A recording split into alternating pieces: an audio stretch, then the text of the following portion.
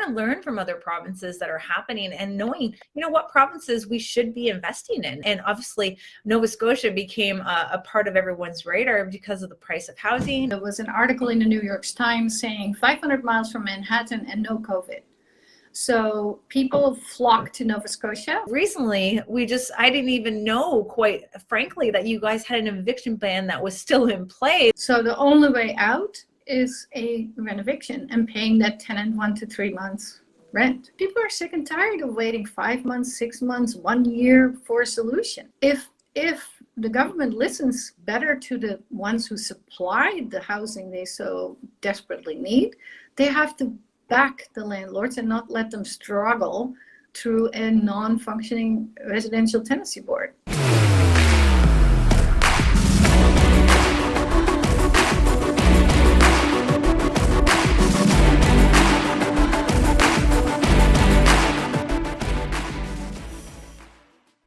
Hello everyone, thank you so much for tuning in to the Canadian Real Estate Channel. My name is Kayla Andrade. I'm the founder of Ontario Landlords Watch and a co-host on the Canadian Real Estate Channel. We're bringing you experts across Canada, coast to coast, bringing you the information that's going to help you be a better investor. And you might have seen her on here before, but if you haven't and you're new to the channel, I want to introduce to you Stella Van Der Lugt, who is the founder of Landlords of Nova Scotia. And Stella is going to explain a little bit about who she is first before we get into today's topics regarding the eviction ban that has been lifted in Nova Scotia. So Stella, thank you so much for being on the show, and please let our viewers know who you are and how much experience you're bringing to the channel. Hi Kayla, thank you for having me again. For everybody watching, I am Stella Van Der Lugt. I'm the founder of VDL Property Management, and I also run a Facebook group called Landlords Nova Scotia. I came to Nova Scotia as an immigrant in 2004. And decided that property management was probably my thing, and I was right. So I'm doing this now for 18 years and and I'm learning a lot and sharing a lot. And yes, we have a ban lifted here. Yay.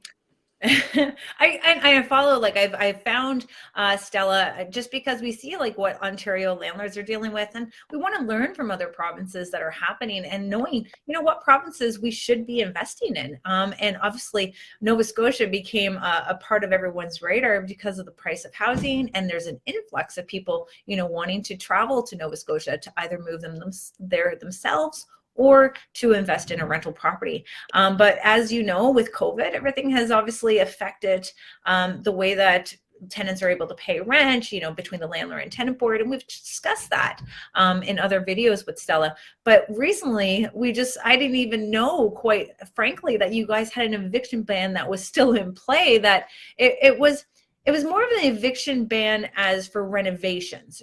Is that correct, Stella? So it's not so much that you can't evict someone for non-payment of rent. It's just more so for people who are trying to renovate their units.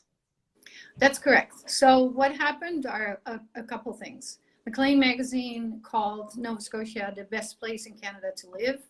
And of course, we were, especially in the beginning, very much pandemic free. There was an article in the New York Times saying 500 miles from Manhattan and no COVID.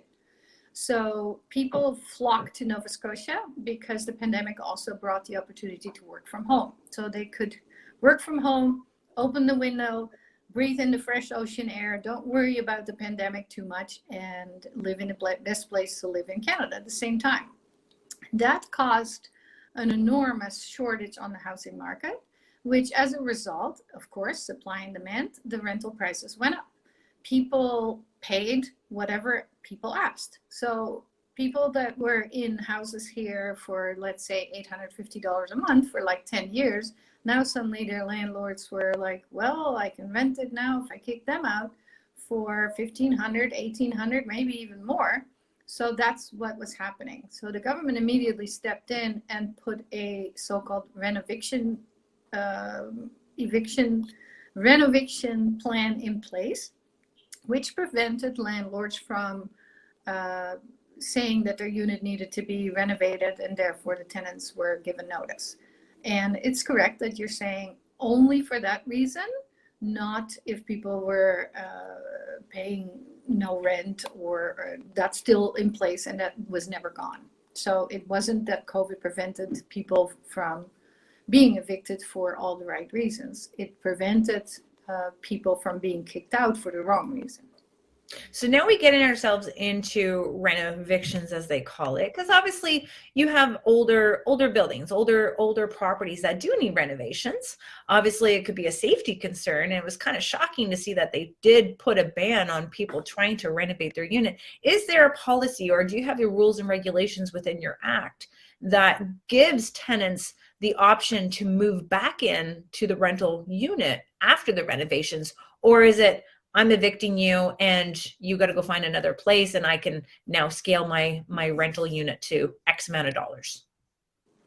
Well, of course, as you know, being a landlord is operating a business. So if you have a good tenant, there's no reason of kicking that tenant out just because you can get a little bit more for your unit. Mm-hmm. If renovations are necessary, then it is good practice for landlords, if they have good tenants, to talk to them and say, listen, you're renting under market value. We need to get your unit renovated. The bathroom in there is 12 years old. The shower you complained about is not running properly, or your electricity is not wired, confirmed today's standards. So yes, there are landlords that definitely work with their people. Other landlords saw this as an opportunity to get their not so great tenant out, start all over, renovate the unit, and then charge a higher rent. So there's no policy where after you get the tenant out to do the renovations, you don't have to offer it back to the tenant at that same rate? No. Whoa, now I can kind of see why they had, see, for us in Ontario, they make a big thing about it. A lot of landlords don't try to do their renovictions, is what they call them. They do it if they have to do it, but we have to offer it back to the tenant. They have the first right of refusal in order to move back in after the renovations. Or if the landlord's caught not offering it back to the tenant, they could be potentially fined up to $35,000. So that's why I was kind of very curious to know that, with renovations, you're telling the tenants to leave, we have to do the renovations, and you can indeed re-rent it back out to a different tenant at a higher rate. So now that has been lifted. So that's technically, I guess, good news, especially for our landlords down there, but really sad news because our tenants are obviously are seeing a supply of housing. So that's where it kind of gets very complicated, where the work also needs to get done. Obviously, it's a business. The numbers need to make sense. But after they do that, does this happen a lot with people renovating units, or evicting tenants to renovate the units? Like, is it happening pretty frequently? Or is it just something that just gets put into the media, making it look like it's something happening? No, it actually did happen during the pandemic, when the demand suddenly shut up. You can't forget that we were one of the last provinces on everybody's radar. Who wanted to go to Nova Scotia? There was no work here. There was no, we didn't really count. We were one of the small places, the maritime provinces, where nobody thought about it. Suddenly that whole perspective changed, and that also changed for everybody living here. The renovictions, of course, first there was a ban on rent increases put in place. It was a 2% rental increase. So as you can understand, if you do need to renovate your older home, 2% on, let's say, $1,000, $20 is not going to cut it. Mm-hmm. So if people were looking at major renovations, this was the way to do it. At the same time, they could put it up higher than the 2%. The 2%, the rent cap, was, in my opinion, a very bad idea, because other people that needed to do maintenance suddenly couldn't afford it. Now, combined with that was also a insurance increase of about 50% for most homeowners. And then, of course, now with all the demand for housing here, the property prices went up to sometimes 26%. So these landlords saw themselves suddenly being slapped with higher cost of operating their business, and therefore this was the only way to do it, because the rent cap basically cost this, in my opinion. Now, there is some protection for tenants.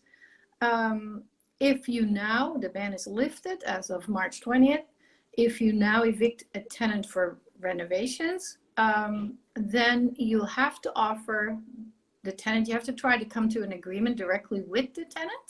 So it could be an agreement saying, well, you can come back after, but you have to pay market value, or I'll pay you up to 1 to 3 months rent. That's basically what they suggest to do.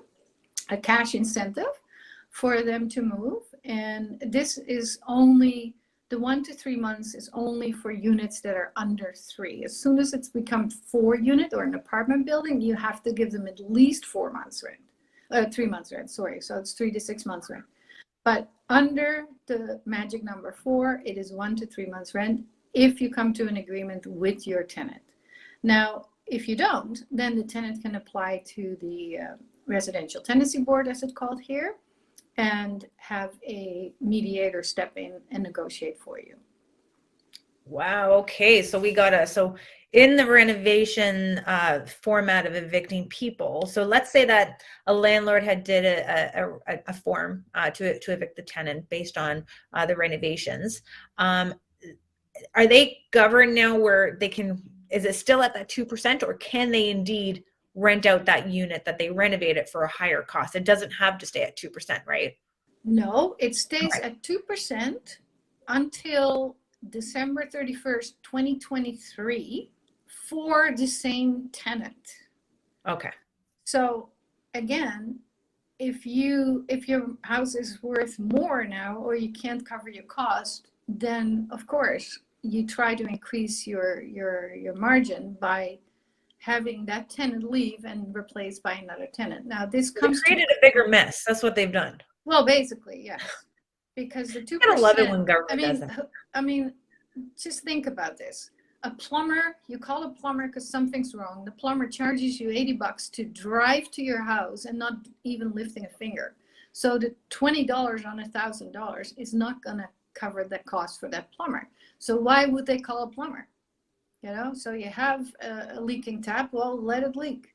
So unfortunately, yes, unfortunately, it's not going to increase the upkeep, the painting, the overall state of the property.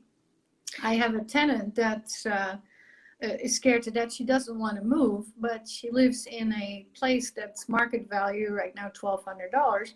She paid $700 for the last 7 years.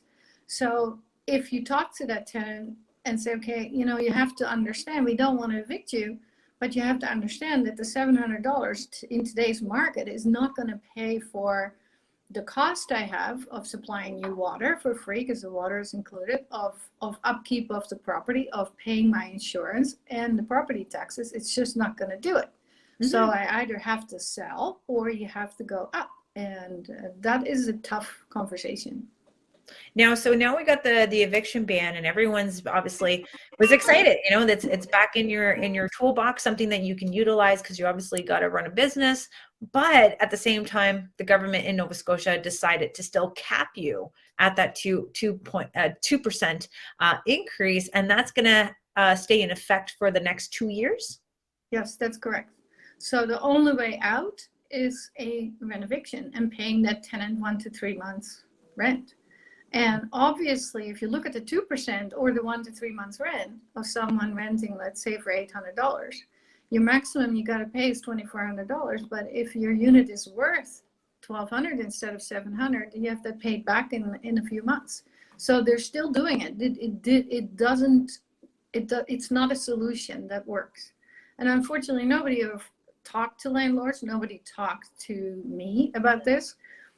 Suddenly these measures are slapped on, and it's like, oh my God, I don't understand. They don't see this, because it will dry up some demand. It will not free it up. It will dry it up. And more people are struggling to find a place to live. People don't want to be landlords anymore. With 2%, why would you go into that business? That's the problem. We have our elected officials, we have staff who are, making recommendations to the elected officials without considering the voices and the listening to the small mom and pop landlords in order to come up together with a solution. Instead, their thought process, and I don't think it's as a landlord basis, because I bet you a lot of them are not landlords, but they're not really seeing better solutions just by listening to just the staff that's giving these recommendations to the government. So let's give them a solution. If they're here right now and they're listening to this channel, because we have well over 80,000 subscribers, and maybe one of our members wants to send this to the elected officials, what kind of solutions can we think about in order to obviously keep the balance, help our good landlords, help our good tenants? Obviously, we see that there's units that do need to be renovated. We do see that there's a gap in the cost of utilities, as well as the cost of running the property, and the tenants paying low rent. Like for me in Ontario, we've always contemplated, we're at a 2.5% cap, and that became permanent. So I wouldn't be too shocked if they tried to make that 2% permanent in your province as well, because they want to show at election time that they're doing something for the people. But what can we figure out from, getting the renovations done? Like you said, we need to work with our tenants. I think rent negotiations should be also allowed between the landlord and the tenant to say, I'm going to do this work. This is what I think would be considered a fair balance. But at the same time, some landlords, they have such trouble dealing with troubled tenants that they take advantage of the different type of policies, such as the eviction, the Renoviction policy, that you can evict tenants as well. So what would you think? How can we keep everyone happy? Well, this is exactly one of the points that is now, because of this, created into this province. We created suddenly not a landlord versus a tenant and we'll work together. We created a war scene. So we have two camps. One is the greedy landlord and one is the poor tenant. Mm-hmm. And the only way to come together is to come to some sort of understanding of each other. Tenants here, unfortunately, now have, and you see that on Landlords Nova Scotia, on the comments people make. A good example is a tenant was leaking oil on the driveway. The driveway was not in the greatest shape, but the car was leaking oil. We notified the tenants in September that their car was leaking oil. And in March, last month, the tenant was given notice because of breach of conditions. They didn't fix the car. In the meantime, the driveway has been deteriorating because oil in it, seeping in the ground and breaking up the asphalt. It's not a good thing. But tenants are commenting like, oh, well, if this is all you worried about, get that tenant out, charge a higher rent. Why don't you fix it up yourself? Use a little elbow grease. Where is the respect from the tenant towards the landlord's property? The tenants have to understand someone else is paying mortgage to offer you a roof over your head. Don't abuse it. It's as simple as that. Mm-hmm. So the other thing, of course, is, so I would advocate for a better understanding of each other's problems, because they don't know the insurance company suddenly charged double, or the water company suddenly charged double, or the electricity bill, if you rent all inclusive, went up double, because that's actually what happened. And that's why a lot of people sold, and they are sick of it. The other thing, of course, here, and you deal with the same thing, and I'm assuming all viewers are dealing with the same problem in all provinces, is the Residential Tenancy Board. The Landlord Tenant Bureau, whatever you call it in whichever province you are, is not working, and is working way too slow. There's a huge backlog. If that backlog is solved, if tenancy hearings are done in a timely manner, and why not? We're now all online. I don't see why not. Then you don't have the frustration of dealing with a bad tenant. Of course, those stories make the news, but people are sick and tired of waiting 5 months, 6 months, 1 year for a solution. If the government listens better to the ones who supplied the housing they so desperately need, they have to back the landlords and not let them struggle through a non-functioning residential tenancy board. How do we get more supply And in my opinion, that's very simple. Now they're implementing a tax. We're going to talk about that later for non-residents. But why not give a property tax rebate to people that are offering a house for someone to rent? You took the words out of my mouth when we were talking about like the concept of utilities and everything increasing for the property owners. There's no incentives to kind of cut them some slack on that utility factor. Totally get how our elected officials are trying to incentivize, investors to create that supply. But sadly, they're not understanding the issues that landlords are facing with the day-to-day management, the way that our cost of utilities are constantly increasing. Our insurance is increasing. They need to have some type of control on that. It's almost like the way that condos work. Condo fees are constantly increasing, and the landlords are renting out those condos. So we're starting to see an influx of people trying to get rid of their condos, because if we can only raise our rent to that 1.2%, and then the condo fees are doubling much faster, and the utilities as well. So how do you expect our landlords to kind of do that? There needs to be a balance. And we've always said with the rent increases, and our solution is that a rent increase should always be different in a way that if the utilities are included, if it's a condo, if the tenants have been there for a very long time and the unit has been considered to be very below market rent. But there's also many government services that we have in Ontario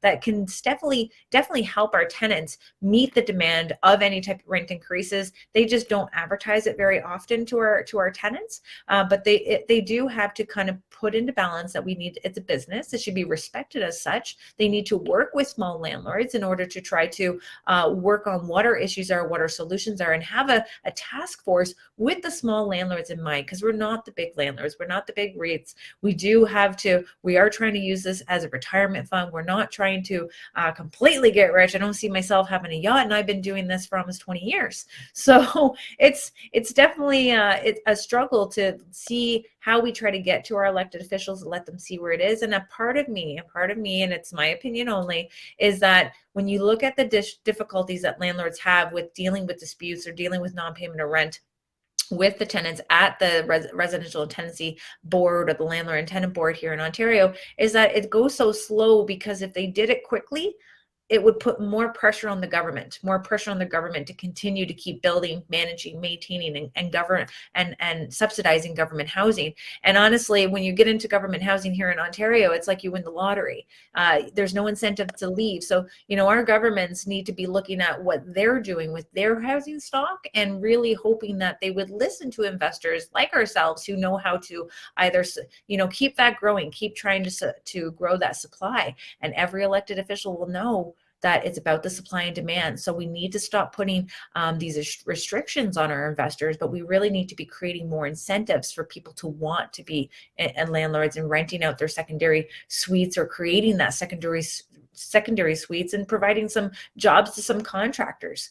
But Stella, I can't thank you enough for taking the time to talk to me about this renoviction ban being lifted. Sad that you guys are having to work yourself into a 2% increase now for the next 2 years. I think we're going to have you back on to talk about what that had done to your industry down there. Do we see a lot of landlords potentially selling and getting out of the business because of that 2% for the next 2 years? And I do want to have you back on. We have another couple of topics, especially with how the utilities and the contracting part of it works in Nova Scotia, and what that cost looks like. And obviously it's all going to rope itself back into that 2% increase. And let's see, our investors still want to hold on there, or we do have our new investors coming in and obviously taking advantage of that rule where you can get your tenants to leave in order to do renovations. Now, Stella, how can people find you if they want to reach out to you and your community?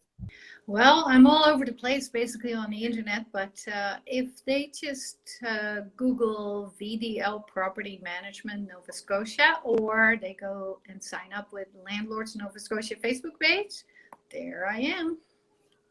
This is perfect. Thank you so much, Stella, for tuning in. We'll put all the links below of all the different ways that you can get a hold of myself or to Stella, as well as who we are part of with its Front Lobby and Tenant Cube, in order to give you guys access to different products and different services to help you better manage your rental properties. I want to thank you for tuning in, and we'll see you again for our next video. Thank you.